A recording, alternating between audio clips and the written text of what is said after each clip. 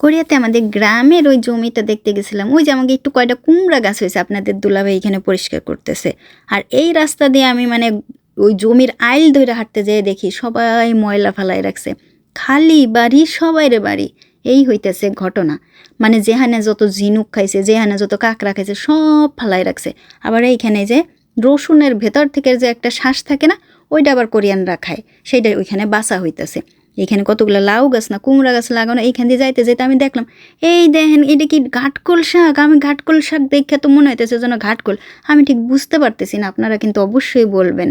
আর তারপরে যখন সামনের দিকে আগাইলাম, এই যে বাঁশের ঝোর, দেখেন আমাকে বাঁশের ঝোরটা কত হয়েছে, এগুলো সব কাইটা পরিষ্কার করতে হইব। লম্বা লাইনের এতগুলো পরিষ্কার করা কি আমার জন্য সম্ভব হবে বলেন তো? আর এই পাশে আবার এসে দেখলাম আপনাকে দুলাভাই এখনও কাজ করতেছে। একেবারে লাস্টের দিকে এসে আমরা একটু ডিম সেদ্ধ খাইছিলাম দুইজনে, কিন্তু লবণ নিয়ে যাইতে মনে নাই। তার জন্য কি করলাম, রামেনের ভেতরে যে পাউডার আছে তাই দিয়েই আমরা দুইজনে ডিম সেদ্ধ খাইয়া লইলাম। খালি বাড়ি সবাইরে বাড়ি, ফেলো ময়লা তাড়াতাড়ি।